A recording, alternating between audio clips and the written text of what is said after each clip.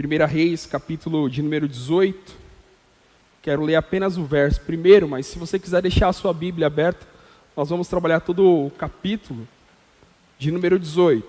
É claro que eu falando que nós vamos trabalhar todo o capítulo de número 18, se você verificou aí, são 47 versículos. Você já ficou temeroso, dizendo, hoje o Tiago vai falar bastante. Até mesmo porque na semana passada, nós tivemos o testemunho da família do Asher. Então, a Paula e o Michel testemunharam a respeito da cirurgia no coração do Asher. E depois do testemunho, o pastor falou, Tiago, você tem oportunidade para uma breve reflexão. E aí eu entendi a mensagem. Então, a pregação da semana passada foi 17 minutos. Então, quem estava na semana passada, ouvindo eu dizer que vou trabalhar todo o capítulo de número 18, ele falou 17, vai querer falar 1 hora essa semana. Mas é uma breve palavra também aos nossos corações. 1 Reis, capítulo de número 18, o verso primeiro diz o seguinte: depois de um longo tempo, no 3º ano de seca, a palavra do Senhor veio a Elias: vá, apresente-se a Acabe, pois enviarei chuva sobre a terra. O capítulo 18, ele ficou muito marcado por conta do desafio que Elias faz aos profetas de Baal. Então, o capítulo inicia falando que a palavra de Deus veio a Elias. Mas se você voltar no capítulo de número 17, você vai ver que no primeiro verso, a mensagem de Elias para Acabe é que haveria um tempo de seca, um longo tempo. Então, no capítulo 17, Elias vai dizer para Acabe, segundo a palavra de Deus, que haveria um tempo de seca, não choveria sobre a terra. Depois que Elias comunica ao rei Acabe sobre esse tempo de seca, que não haveria chuva, Deus dá uma ordem a Elias. Diz para que Elias se escondesse. Elias, ele se esconde, vendo o rei Acabe que a palavra de Elias se cumprira, porque depois de um tempo se instalou a seca, não se encontrava água em lugar nenhum. Então Acabe reconhece Elias como homem de Deus. Acabe desesperadamente começa a procurar Elias por todos os cantos e não encontra Elias. Elias está escondido. Deus escondeu Elias. Depois de um longo tempo, a palavra de Deus veio a Elias. Agora já no verso 18, no capítulo 18, a palavra veio a Elias e Deus dizendo, Elias, o tempo de se esconder cessou. Agora a ordem é, se apresente ao rei Acabe, pois eu vou enviar chuva sobre a terra. É assim que inicia o capítulo 18.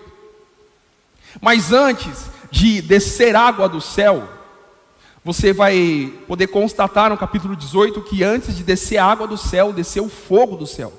Você conhece essa passagem, Elias desafia os profetas de Baal, e o desafio aqui era, olha, vamos preparar um altar, oferecer sacrifício, e o Deus que responder com fogo, esse é o Deus verdadeiro. Nesse momento da história, o povo de Israel, ele está oscilando entre o Deus de Israel e Baal. O verso 21, Elias vai indagar a eles, até quando vocês vão oscilar entre Deus e Baal? Esse é o momento que o povo está vivendo. Então, diante da palavra de Deus, Elias, ele vai juntar o povo. Então, antes de descer água do céu, vai descer fogo do céu. E quando nós olhamos para esse contexto, e a gente fazendo uma interpretação com base no que a Bíblia traz, sobre a experiência de descer chuva, descer água do céu e descer fogo do céu, nós podemos olhar de uma forma espiritual e dizer que água, ela traz o simbolismo de avivamento, de renovo. Mas quando nós falamos de fogo, estamos falando de purificação, de conserto. É como se o capítulo 18 estivesse dizendo, olha, antes do avivamento que vai acontecer, não é uma possibilidade, é uma certeza. Antes do avivamento que vai acontecer, descerá fogo do céu. É necessário que haja conserto, é necessário que haja juízo, é necessário que haja arrependimento. Em nossos dias, sem dúvida alguma, tem sido o clamor de muitas igrejas. Esse é o clamor da nossa igreja, talvez é o seu clamor pessoal. Eu tenho clamado intensamente por isso, para que Deus derrame um avivamento sobre a nossa geração. E não se trata apenas de uma questão de necessidade, porque é uma grande necessidade para os nossos dias, uma igreja avivada, revestida com poder e autoridade. Foi isso que fez a igreja primitiva avançar após a morte de Cristo e a sua ressurreição. Porque Jesus ele deu a ordem aos discípulos e disse: olha, fiquem em Jerusalém, até que do alto vocês sejam revestidos de autoridade e poder. Aí vocês avancem. Mas enquanto isso, vocês não podem fazer nada, porque sem mim nada vocês podem fazer. Então é a minha ação por meio do Espírito Santo, uma igreja revestida de autoridade e poder. Então em nossos dias, para que a igreja continue avançando, nós precisamos ser uma igreja cheia de autoridade e poder. Então o clamor não se trata apenas de uma necessidade, mas se trata de uma questão vital para a igreja, para que ela possa alcançar aos perdidos. Então eu tenho clamado por avivamento. Trabalhando com os jovens e os adolescentes, sempre foi esse o meu clamor. Que Deus derramasse o Espírito Santo sobre eles, que fossem batizados com o Espírito Santo, para que Deus pudesse manifestar da glória, do poder. Tem sido esse o meu clamor. Mas nessa semana, Deus falou: filho, não é para clamar mais por avivamento, porque o avivamento é uma promessa dos últimos dias. Você está clamando por algo que eu disse que eu vou fazer. Você está tentando me convencer do que eu disse que eu vou fazer. Então, filho, o clamor, a oração não é por avivamento. A sua oração tem que ser por conserto, por arrependimento. A oração da igreja precisa ser por conserto, por arrependimento, porque o avivamento é uma promessa dos últimos dias. Ele disse através do profeta Joel: e nos últimos dias acontecerá, diz Deus, derramarei do meu espírito sobre toda a carne. Então é uma promessa. Então ele disse: filho, não precisa me convencer do que eu prometi. Então ore por conserto, ore para que haja arrependimento. E aí, olhando para esse contexto, essa experiência do profeta Elias, Deus me fez entender algumas coisas. Porque aqui no contexto de Elias, a chuva é uma promessa de Deus. O texto diz que a palavra veio a Elias e Deus disse: ó, vai até Acabe e diz. Ou seja, ele diz: vai até Acabe, porque eu vou mandar chuva, vai chover sobre a terra. Deus não colocou nenhuma condicional. Deus não disse: Elias, vai até Acabe e diz para que ele se arrependa. Elias diz para que o povo se arrependa. Elias, arruma Israel, porque está uma bagunça. Depois que vocês arrumarem a bagunça, eu vou derramar chuva sobre a terra seca. Não. A palavra veio a Elias dizendo: olha, vai até Acabe, porque eu vou mandar chuva sobre a terra seca. Não é uma possibilidade, é uma certeza. Então, dentro do contexto de Elias, a chuva é uma promessa de Deus. A chuva é a vontade de Deus. Elias agora tomou conhecimento da vontade de Deus. Elias sai e vai ao encontro de Acabe. Elias agora ele tem conhecimento da vontade de Deus.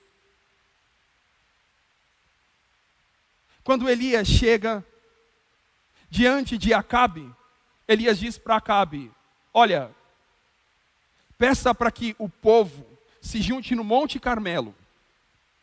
Traga os profetas de Baal. Quando o povo chega no monte, os profetas chegam, Elias vai desafiar os profetas de Baal. Você conhece a história? Eles vão passar todo o período da manhã oferecendo sacrifício, tentando chamar a atenção de Baal. Elias vai ser sarcástico, dizendo: seu Deus deve estar de férias, ou eles devem estar dormindo. E eles vão tentar de todas as formas chamar a atenção de Baal. Você conhece a história. Depois de incansáveis tentativas, chegou o momento de Elias agora oferecer sacrifício. Então, se você olhar no capítulo 18, do verso 30 ao verso 40, vai ser fogo do céu. Do verso 41 até o verso 47, vai ser água do céu. Mas olha só, Elias no verso 30. Elias juntou o povo. Depois que Elias juntou o povo, Elias cobrou um posicionamento do povo: olha, decidam entre Deus e Baal. Aí o verso 30 diz que Elias, ao juntar o povo, ele vai consertar o altar que estava em ruína. Elias chega em Israel e ele vai encontrar o altar de Deus em ruína. Ele juntou o povo, consertou o altar e agora ele vai oferecer sacrifício a Deus. O que nós mais precisamos em nossos dias são homens que assumam a condição ou a posição de profeta e sacerdote e comece a juntar o povo em nossos dias, não para pedir bênçãos para Deus,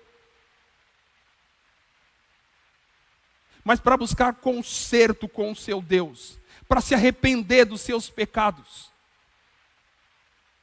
Os nossos ajuntamentos não podem ser um ajuntamento para que a gente fique implorando para Deus pelo favor e a bênção dele em nosso favor, não. Os nossos ajuntamentos, o que a nossa geração precisa, são homens que se posicionem como profeta e sacerdote e convide o povo para arrependimento, para conserto. Ele junta o povo, ele conserta o altar, e aí ele vai oferecer sacrifício, porque o altar estava em ruínas. Hoje é muito comum, nós vemos em nossos dias, e aí eu falo da igreja brasileira num todo, nós vemos igrejas extremamente bonitas, lindas, tem de tudo, mas o altar do Senhor está em ruínas. Elias conserta o altar e convida o povo ao arrependimento. Aí no verso 38, você conhece a história, vai dizer que Deus respondeu com fogo.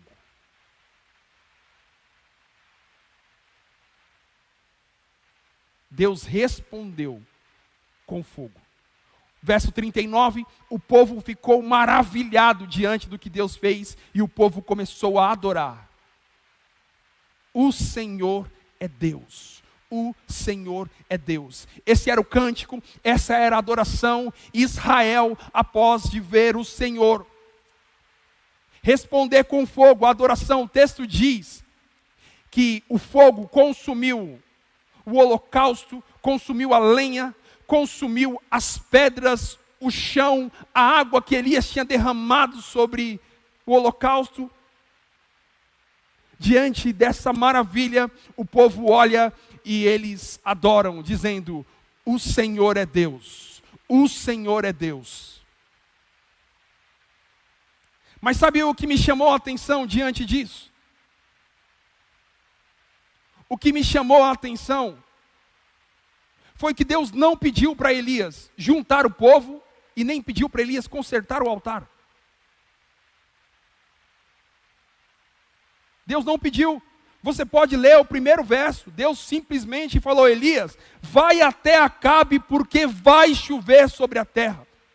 Deus não condicionou o que ele iria fazer com a ação do homem.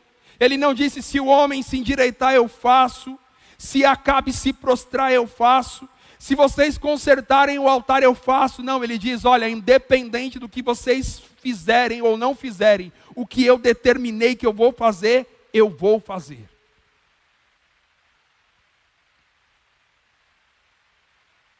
Então eu não entendo por que Elias juntou o povo, porque Elias consertou o altar.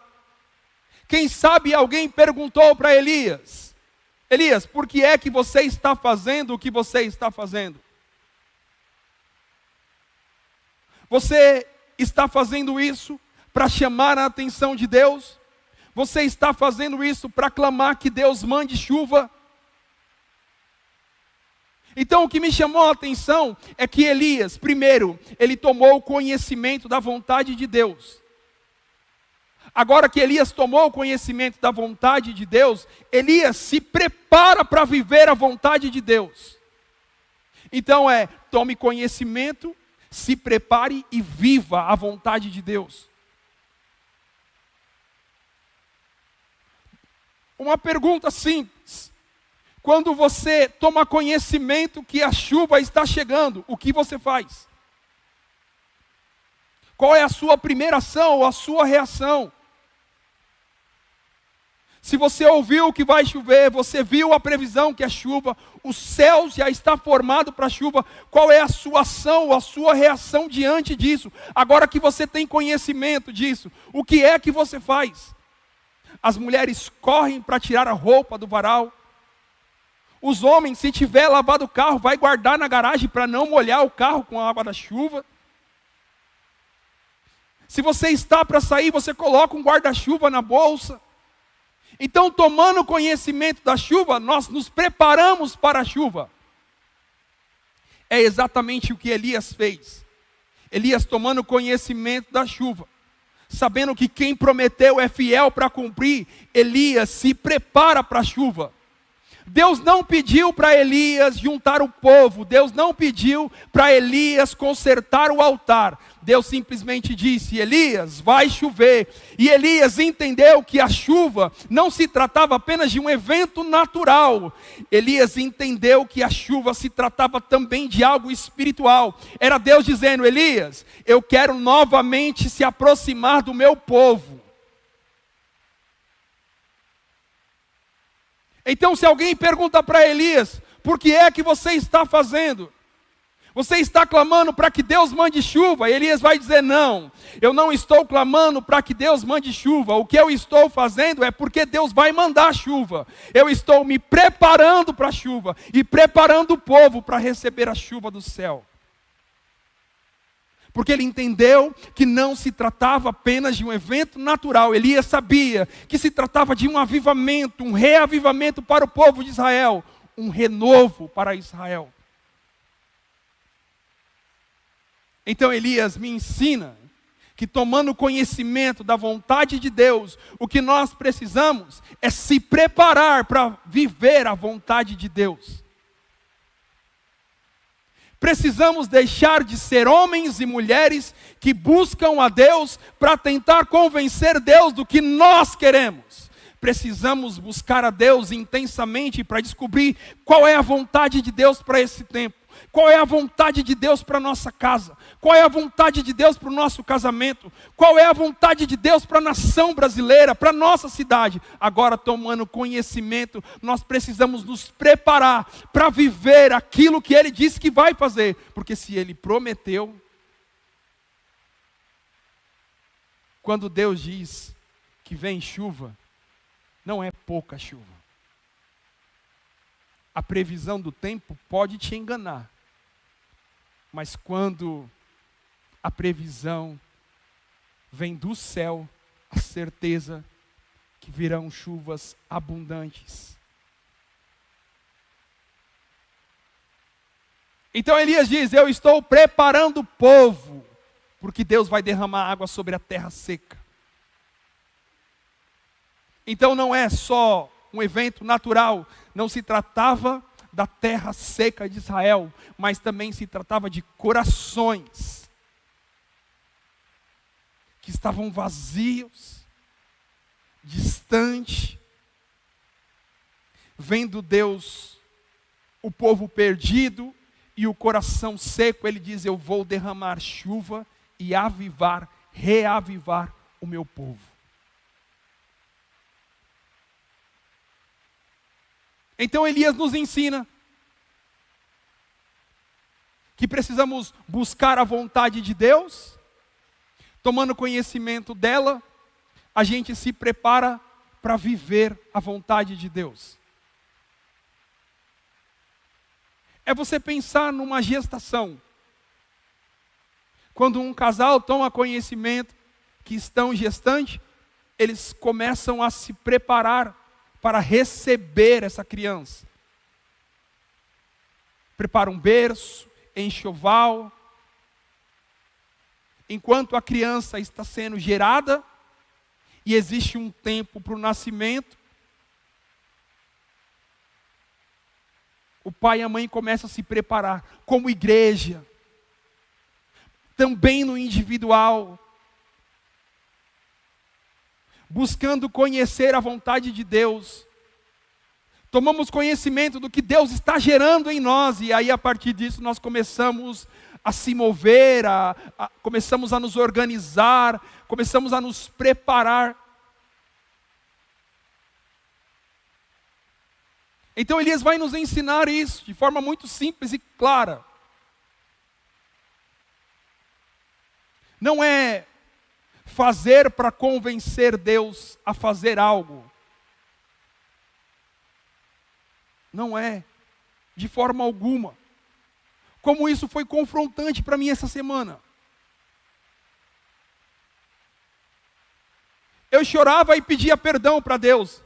Eu falei, Deus, me perdoa por todas as vezes que eu fiz uma reunião com a liderança da juventude para comunicar ao Senhor o que a gente queria fazer e pedir que o Senhor abençoasse a nossa vontade. Porque não é isso que a gente faz. A gente faz reunião, discute tudo que nós queremos, depois que a gente termina, no final a gente ora para Deus abençoar a nossa decisão. Falei, Deus, me perdoa por isso. Porque nós precisamos orar primeiro para conhecer a vontade dEle. E agora, conhecendo a vontade dEle, a gente se move segundo a vontade dEle. E quando a gente se move segundo a vontade dEle, o propósito que Ele tem para nós, quer seja no individual, família, igreja, no seu contexto de trabalho. Quando nós nos movemos segundo a vontade e o propósito de Deus, deixa eu dizer algo para vocês sem medo de errar. Quando tomamos conhecimento da vontade dEle e nos movemos pela vontade dEle, não tem demônio que possa nos parar.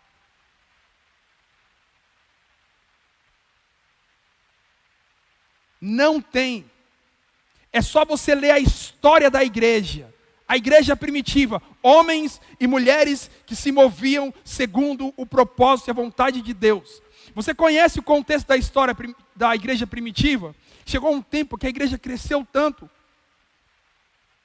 Os apóstolos não estavam dando conta de cuidar de todo o povo. Aí Deus deu uma direção, olha, para que vocês não se percam, levantem diáconos, homens, para cuidar dos afazeres, para que vocês se dediquem à palavra e à oração, para que vocês estejam alinhados com o meu propósito, porque se vocês andarem alinhados com o meu propósito, não tem demônio que pare. As portas do inferno não prevalecerão sobre a minha igreja. Por onde vocês passar será caminho aberto. Aonde vocês chegar haverá luz e salvação. Mas para isso, precisamos estar alinhados. Então esse princípio que Elias vai nos ensinar de forma simples, conhecer, se preparar para viver a vontade de Deus. Conheça a vontade de Deus, se prepare para a vontade de Deus e viva a vontade de Deus. Se aplica para todas as áreas da nossa vida.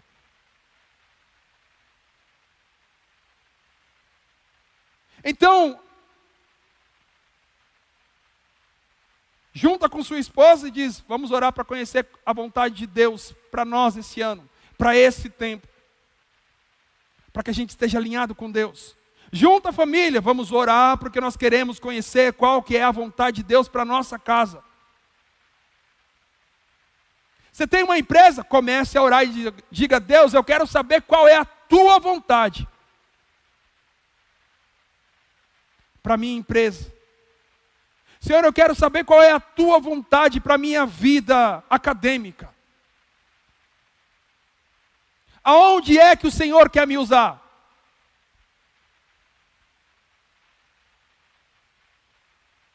Porque nós escolhemos qual a profissão. E às vezes, escolhemos por questão financeira qual é a mais rentável. Existem pais que fazem isso com os filhos. Vai induzir o filho a escolher uma carreira rentável. E não uma carreira onde ele possa cumprir o propósito dele.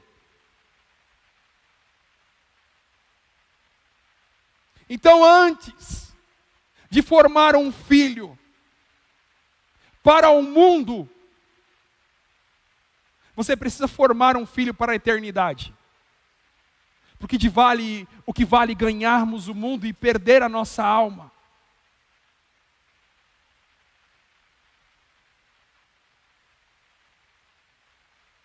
Qual é o propósito, Deus? Para cada área da minha vida, qual é o propósito?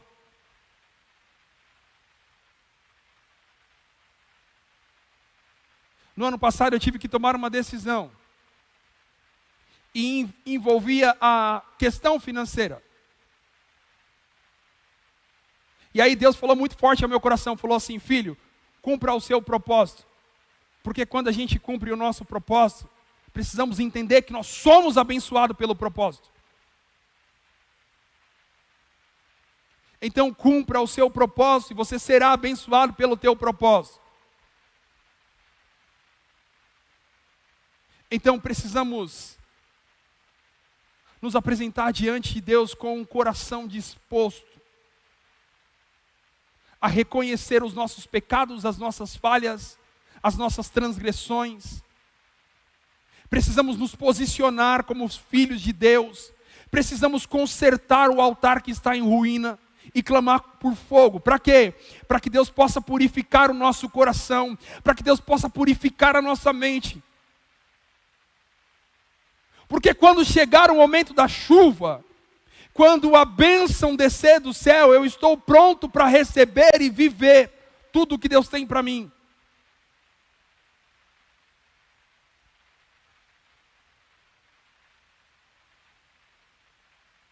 Elias, por que é que você está fazendo o que você está fazendo? É para Deus mandar chuva do céu? Não, o que eu estou fazendo não é para Deus mandar chuva do céu. O que eu estou fazendo é porque Deus vai mandar chuva do céu. Muda totalmente a lógica.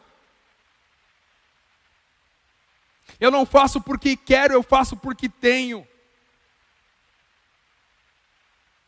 Olha só, imagina. Por que é que você deixou de pecar, Tiago? Você quer ser amado por Deus? Por que é que você deixou de pecar, Tiago? Porque quando nós mudamos a nossa postura, quando nós começamos a rever as nossas ações, nos convertemos, essa é uma pergunta que todo cristão no início da caminhada vai responder. Os amigos vão confrontar. Por que é que você deixou de pecar, Tiago? Porque você quer ser amado por Deus? Não, é o oposto. É porque eu sou amado que eu deixei de pecar. Eu não deixei de pecar para que Deus me ame, foi porque Ele me amou primeiro. O primeiro passo vem sempre dEle. Ah, vocês da igreja querem ser os santinhos. Vocês querem ser santo para ser salvo? Não, é porque eu sou salvo que eu me santifico. Então muda a mentalidade, nós não precisamos convencer Deus de nada. Nós precisamos estar atento à vontade e o querer dEle. E conhecendo a vontade, se submeter à vontade, se preparando para viver a vontade.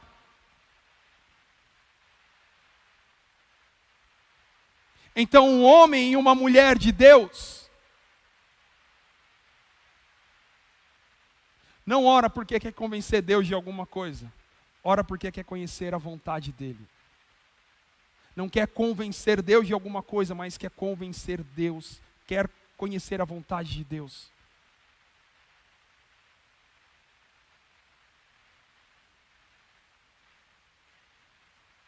Elias ora, o fogo desce, o povo fica maravilhado.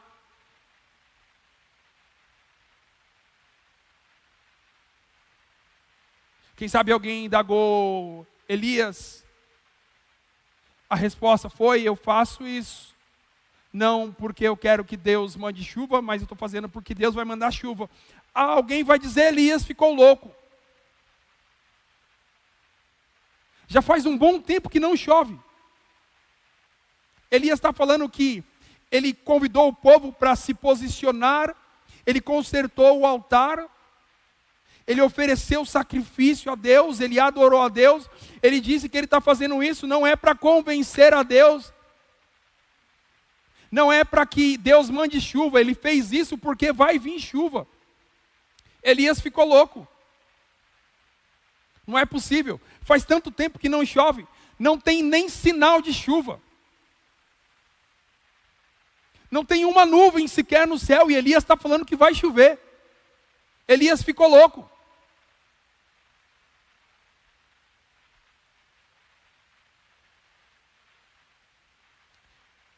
Quem tem intimidade com Deus não se move pelo que vê, se move pelo que ouve. Eu ouvi, Deus disse que vai chover, vai chover. Para quem está começando a caminhar na fé, para quem está começando a ter as suas primeiras experiências com Deus, isso faz parte do processo. Muitos se converteram a partir do que viram.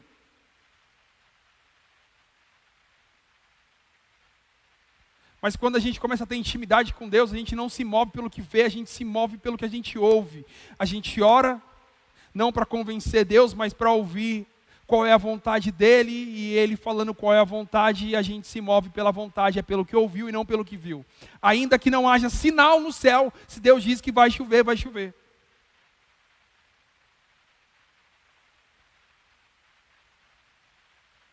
E quando a gente começa a se mover pela vontade, algumas pessoas vão dizer: ele é louco. Porque se mover pela vontade é se comportar de acordo com o que Deus disse, ainda que não tenha acontecido.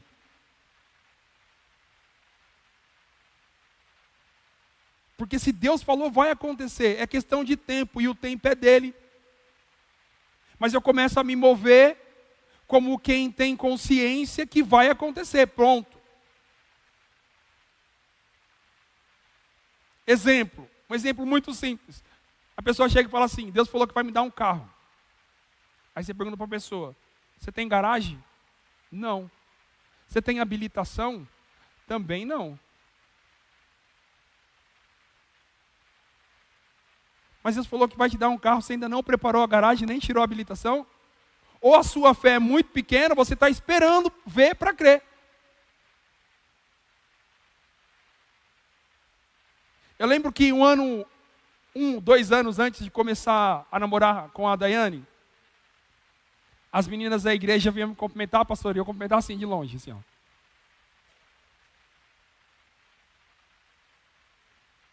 Aí até que teve uma vez que a menina perguntou: por que é que você cumprimenta as meninas de longe? Aí eu falei assim: é porque eu vou começar a namorar? E aí pode ser que a minha futura namorada não goste que eu cumprimente as meninas da forma como eu cumprimentava. Então eu estou mudando meu comportamento porque eu vou começar a namorar. Ano que vem eu vou começar a fazer a minha faculdade. Então eu, já esse ano, para adiantar, eu vou começar a comprar o material, porque material é caro. Então você entende que é diferente de se mover pelo que ouve e se mover pelo que vê? A gente ouviu Deus dizer algo, mas a gente precisa ver para que a gente creia. Quando na verdade a palavra de Deus diz que o sinal vem depois de quem crê. Quem crê anda na frente do sinal. Você está sempre um passo à frente. A palavra de Deus diz: os sinais seguirão os que creem. Quem crê está sempre um passo à frente do sinal. Deus falou que vai fazer, eu já comecei a me preparar para viver. Por quê? Porque se Deus falou, vai acontecer. E qual que é a grande questão? É que às vezes a gente começa a se mover como quem crê, mesmo sem ter visto nada. As pessoas começam a dizer: ele é louco, deve ter enlouquecido, não é possível. Só que foi exatamente isso que falaram para Noé, quando Noé começou a construir a arca. Falaram, Noé enlouqueceu, nunca caiu água do céu. Ele está construindo uma arca. Noé está dizendo que vai ter um dilúvio.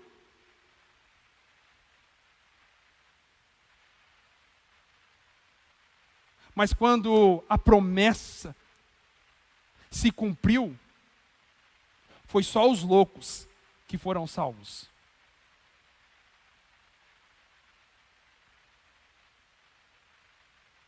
Durante um tempo atrás era comum ouvir que crente era doido.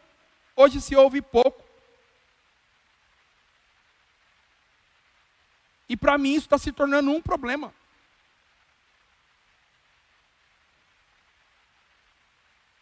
Porque estamos nos comportando de uma forma que já não gera mais indignação em quem nos observa. E entenda que em algumas situações você vai ser a única Bíblia que a pessoa vai ler.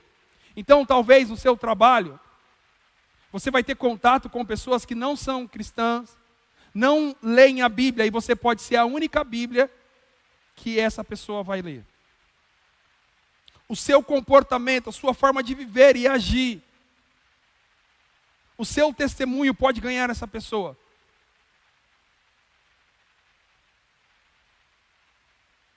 Então, quando alguém diz que eu não sou normal, que eu sou louco, eu acho ótimo. Para mim é um elogio.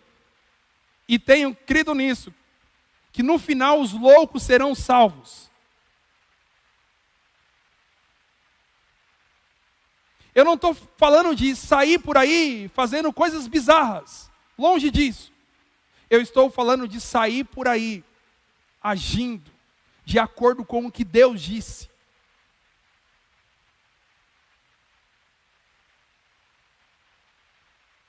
Então, ainda que alguém diga que você é louco, que você é uma louca, se o que você faz está dentro do propósito, entenda que isso contribui também para que outros sejam alcançados.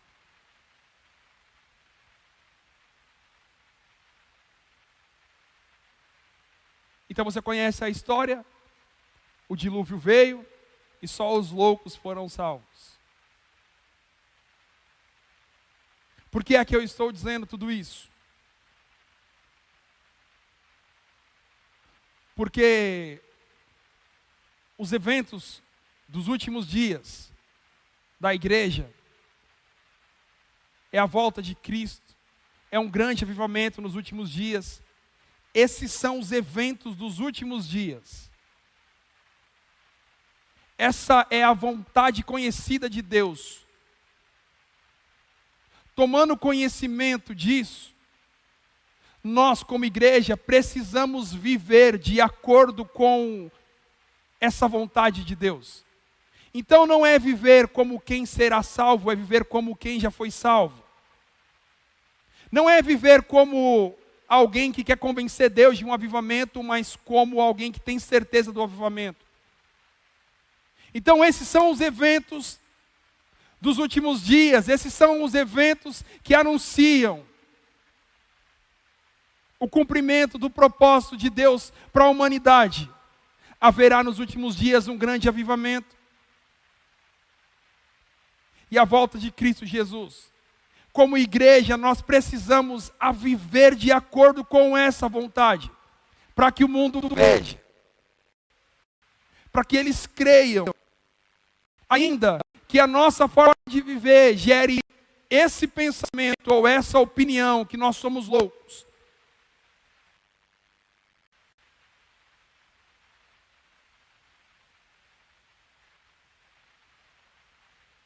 Mas para que naquele grande dia, ou quando a chuva vier, você possa viver do que Deus preparou.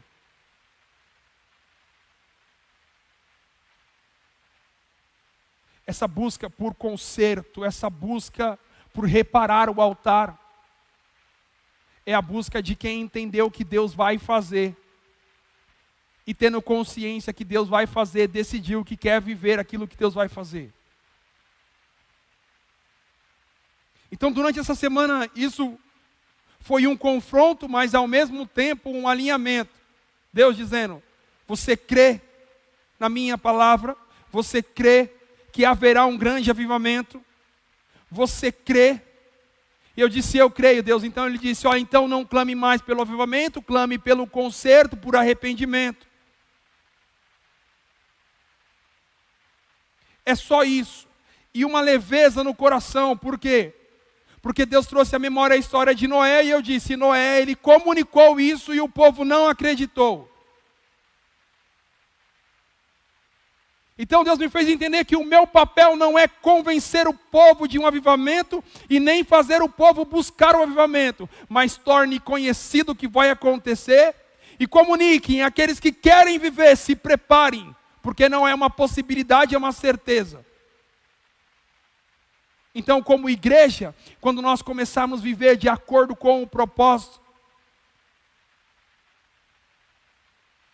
eu creio que algo sobrenatural vai acontecer. Assim como desceu fogo do céu. Eu acredito que quando a igreja começar a se comportar de acordo com o propósito de Deus, avivamento e a volta de Cristo, coisas sobrenaturais vão acontecer em nossos dias.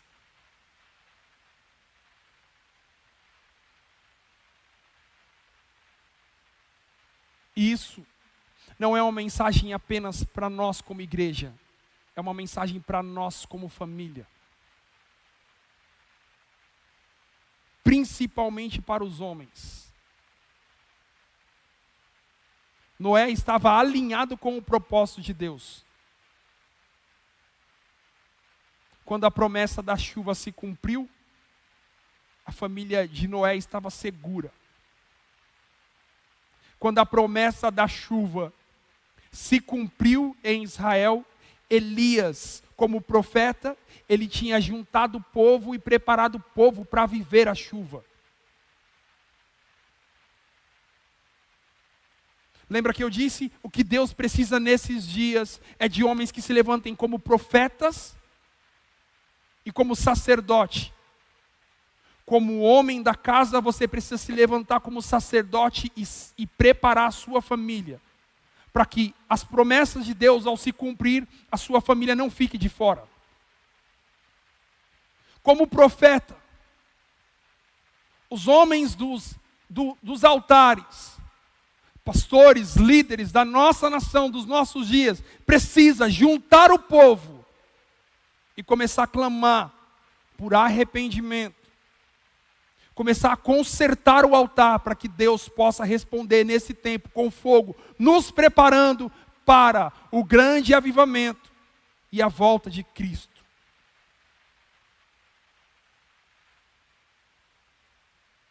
Então estar em cima desse altar, para mim é sempre uma grande responsabilidade. Por quê? Porque Deus tem confiado a mim a oportunidade de testemunhar ao povo daquilo que Deus já fez e o que Ele vai fazer. Porque o que Ele prometeu é questão de tempo, vai se cumprir. Se Deus voltar hoje, se Jesus voltar hoje como igreja, seremos arrebatados? Se Jesus voltar hoje como igreja, seremos arrebatados? Se Jesus voltar hoje, como família, a sua família será arrebatada. Se Deus derramar sobre a nossa nação um grande avivamento hoje, estamos prontos para receber esse avivamento ou o nosso altar está quebrado, está em ruína? Deus não depende de nós para fazer o que Ele vai fazer, mas se nós queremos viver aquilo que Ele vai fazer, precisamos nos preparar para viver a vontade e o propósito de Deus. Você recebe essa palavra no teu coração? Então eu queria convidar você a ficar de pé. Nós vamos orar.